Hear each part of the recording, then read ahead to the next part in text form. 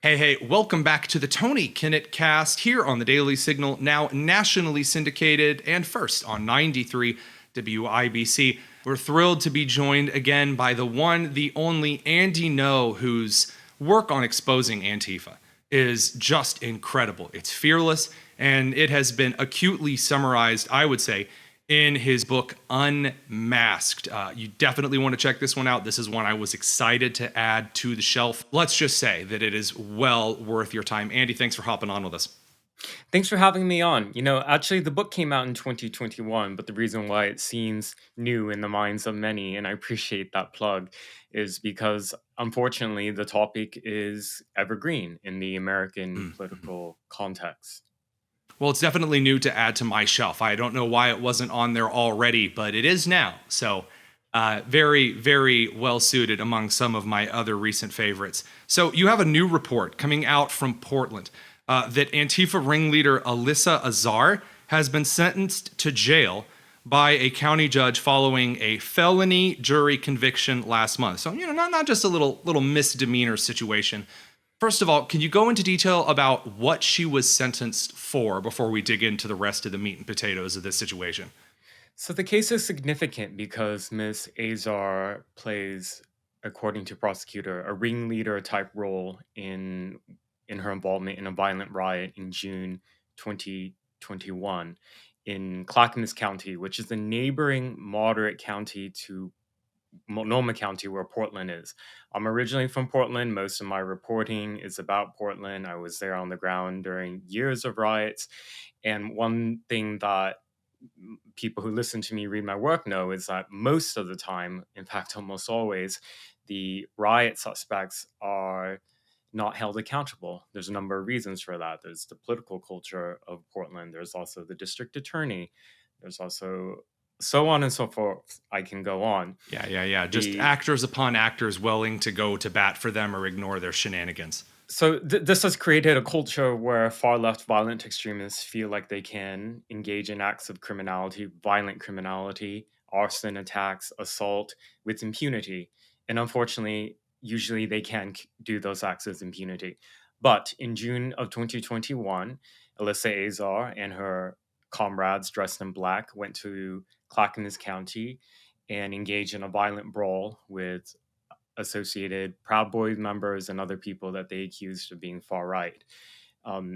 People in the park were victimized. This is a summer day where people brought their children and families to the park, and they were subjected to this barrage of pepper spray during the trial that happened. The 5-day trial that happened in August. My great colleague Katie Davis Court was there throughout the entire trial. Much to the dismay of the Antifa individuals who I think tried to get the post-millennial crew thrown out because simply covering the event was, what did they say, inciting violence towards the violent provocateur? Repeatedly. So you bring up another issue. I'll get to that in just a sec. Sorry, I can't. This whole situation is just bonkers. To sum up the case, law enforcement testimony provided from Oregon City Police said that they recovered explosive devices there. So really serious stuff. It's not just people going to a park and fighting. Alyssa Azar was indicted a number of years ago. There have been other Proud Boy members alleged who have been indicted as well, and they have their cases pending. So the significance of Miss Azar's case is that she has a very large social media following. She's become, in my view, the chief propagandist for Antifa in the Portland area. I think that's accurate. And the fact that, to my knowledge, she remains the first and the only Antifa member in the entire state of Oregon who has been convicted at trial. So I'll repeat that. Nobody else in all these other years of rioting, thousands of cases by now, none of them have been convicted at trial. The few that were convicted in Portland for very serious crimes like attempted murder and other serious assaults, they took sweetheart plea deals, usually did not do prison time. And so this case has angered Antifa in the Pacific Northwest because they felt like they'd been able to do their crimes with impunity. Azar burst into tears when the verdict was read out. By the way, the jury was made up of mostly women, and the defense had a number of tactics. They were trying to argue that she's a journalist. She's not. that she was engaging in self-defense. She wasn't. They try to argue that she's a helpless small woman who was attacked by violent far-right men. The jury of females in Oregon did not buy it, and they convicted her. So I do want to actually make sure that if you're watching the live stream on X or YouTube, you actually get a look at this. Those who are on the podcast, here's what it sounds like. Check this out.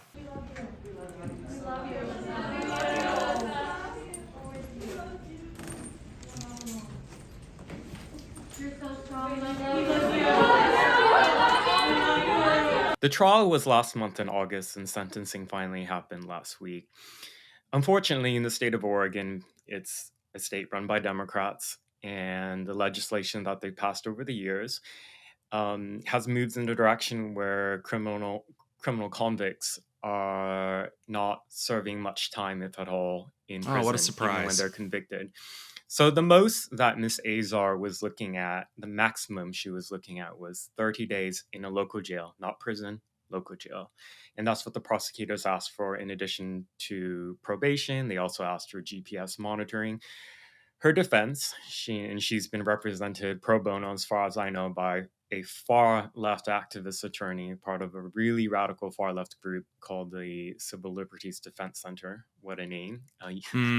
Misleading name. They represent violent Antifa suspects. And the defense argued that she shouldn't serve any time in jail, and that sending her to jail is racist, sexist, all these type of buzzwords. The judge didn't buy much of what the defense was saying. The defense also tried to get my colleague, Katie Davis-Core, and our photographer, Shelley Bufarash, thrown out of the court, alleging that our reporting had incited death threats against Azar and her family. I love the idea of throwing out the photographer as well, as though like the pictures taken themselves are somehow going to be used to incite death threats or whatever. I'm glad the judge threw that nonsense out, because the post-millennial crew has just an excellent staff, as you've already said, of which you work with consistently, an excellent staff of both reporters and photographers. Well, it's part of the MO to try to kick press out, particularly press who are reporting honestly about these trials that involve Antifa members, because a lot of the evidence will go under the radar at trial. And in addition, the public won't get the true understanding that so much of their activities and organizing is masked behind secrecy. And literally, you could see that in the dozens of people who came to support Azar, both at the trial and at the sentencing, were wearing masks, sunglasses, head coverings. And unfortunately, that's allowed because of changes from the pandemic that allow people to hide their identities, even in a courtroom setting. And so Azar was sentenced to just 14 days in jail. The judge gave about half of what the prosecution was asking for. And she won't even serve the full 14 days. She's scheduled to be released after 11, and it's likely she'll probably be released earlier than that. That's just insane. But in Oregon, this is really the most punishment that a Antifa member can really face. Unfortunately for Ms. Azar, and maybe fortunately for the rule of law, this is not the end of her legal woes, in that in Multnomah County in May, she was arrested out of pretty violent Portland state occupation when there were these encampments going on for Gaza. So that Antifa case, occupation getting violent? No, now. What a surprise. Exactly. So that criminal case is still ongoing for her in Multnomah County. And now that she's a convicted felon, any future convictions, the sentencing guidelines for that will be different. It will be more severe. That's one of the reasons that's such a significant thing. Once you're slapped with that felony in that particular category, in most states in the country, future sentencing gets more severe.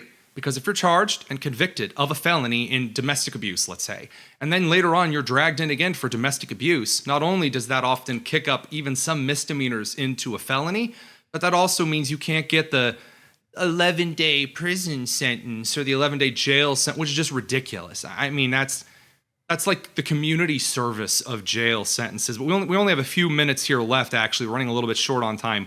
I had two questions that were sent in that asked kind of the same thing when it was found that you were coming on the show. I can't help but advertise whenever you're stopping by because, especially after my reporting in Chicago, so many people are just itching to see the reporting from you, from Julio Rosas, of course, and then yours truly when I was in Chicago with the DNC from inside these riots.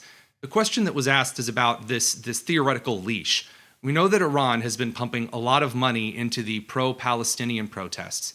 And we know that groups like George Soros have been pumping money into at least the legal defense, if not the elections of those who are going to be more lenient on the kind of radical socialist and Marxist groups.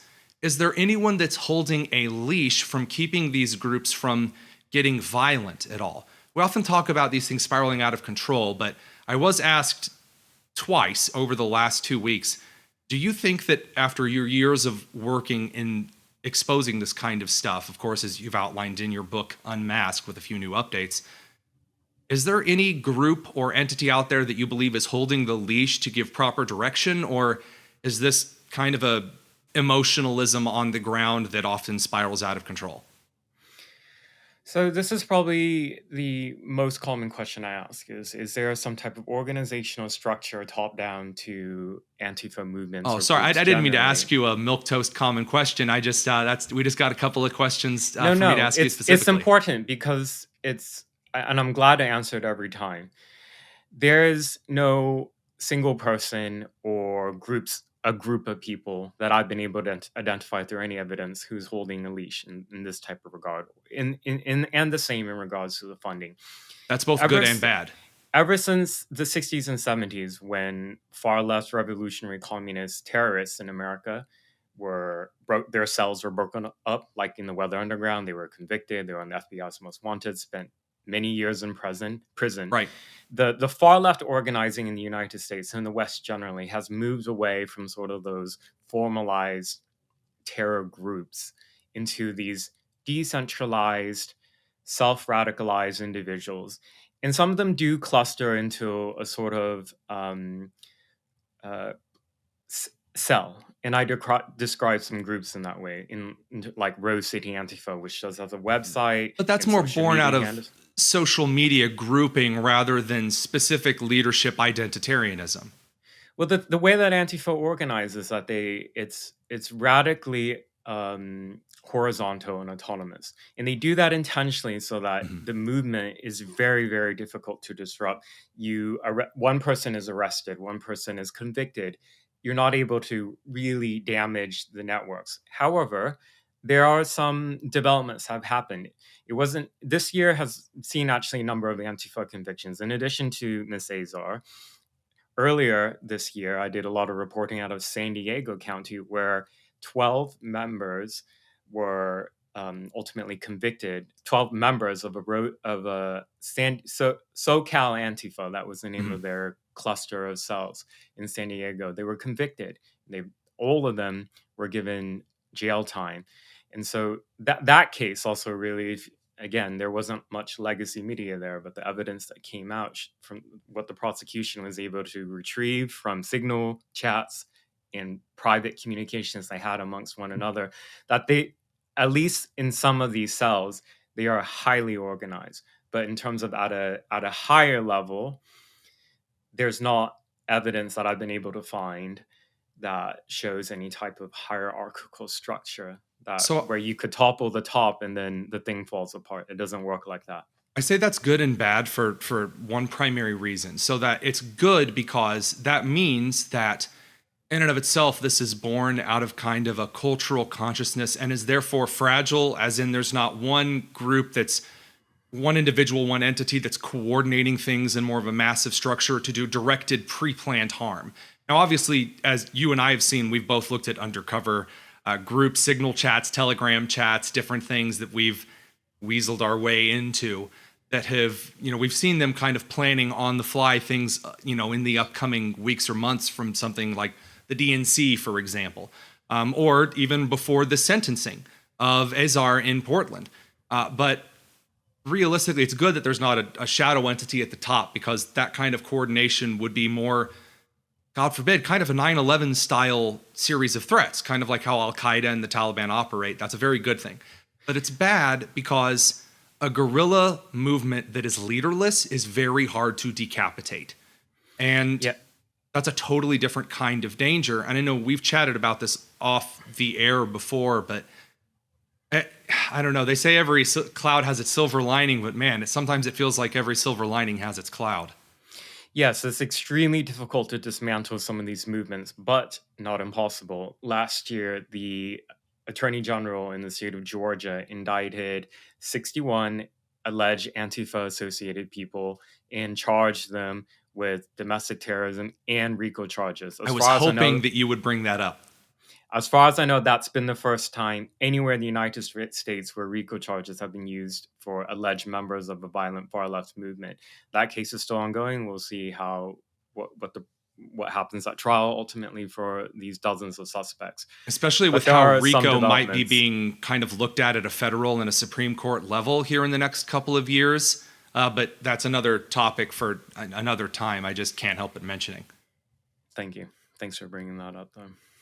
No, absolutely. Sorry for kind of a turn away from what we were originally chatting about. We don't get to chat as, perhaps as much as we'd like to, of course, but can't thank you enough for what it is that you do. Andy Ngo, you can find his stuff over at andy-ngo.com. You should be heading there if you haven't been watching it, scrolling past on the Chiron during this episode. And then, of course, check out Unmasked if you haven't yet. It may not be a brand new book, but it should be new to you. Andy, thanks so much for coming on. My pleasure. Thank you.